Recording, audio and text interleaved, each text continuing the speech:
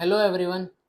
तो आज हम समझते हैं कि अगर आप एक बिजनेस ओनर हैं और आप अपना बिजनेस प्रोप्राइटरशिप या फिर पार्टनरशिप या फिर एचयूएफ के फॉर्म में चलाते हैं, तो आपको prescribed books of accounts under income tax act maintain करने की ज़रूरत कब है।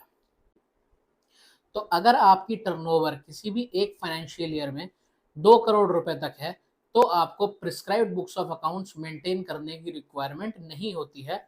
आप चाहें तो अपनी इनकम को ऑन अ प्रिजम्पटिव बेसिस अपनी टर्नओवर के एक सर्टेन परसेंटेज के ऊपर कैलकुलेट करके अपनी इनकम टैक्स रिटर्न फाइल कर सकते हैं। अब ये समझते हैं कि प्रिजम्पटिव इनकम इनकम टैक्स में कैसे कंप्यूट होती है।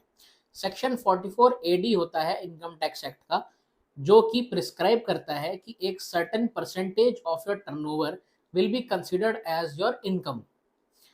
और ये सर्टेन परसेंटेज कैसे डिटरमाइन होती है? ये certain percentage income tax act के अंदर दी गई हैं। इसमें दो परसेंटेज है, 6% और 8%। अगर आपकी ग्रॉस रिसीट्स की जो प्रोसीड्स आई हैं, अगर वो सारी की सारी आपके बैंक अकाउंट में है, यानी कि आपने सारी ट्रांजैक्शंस अपने बैंक अकाउंट से की है, तो आप अपनी presumptive income 6% of your taxable turnover दिखा सकते हैं। इन एनी अदर केस आपको मिनिमम 8% ऑफ योर टर्नओवर दिखाना पड़ेगा एज योर इनकम। अब ये समझते हैं कि आप इस प्रिजम्पटिव टैक्सेशन में कब ऑप्ट कर सकते हैं। अगर आपने किसी भी एक फाइनेंशियल ईयर में प्रिजम्पटिव इनकम ऑप्ट किया है, तो आपको अगले 4 और फाइनेंशियल ईयर्स में प्रिजम्पटिव टैक्सेशन ऑप्ट करना होगा।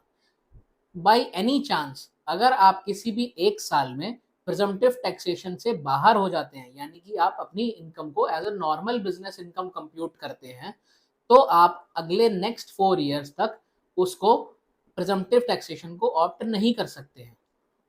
जब आप अपनी इस साल की आईटीआर को फाइल करेंगे, तो उसके पहले ये ज़रूर एनालाइज कर लें कि आपकी टर्नओवर कितनी है और आप क्या उस प्रिजम्पटिव टैक्सेशन के अंदर ऑप्ट करना चाहते हैं या फिर नहीं चाहते।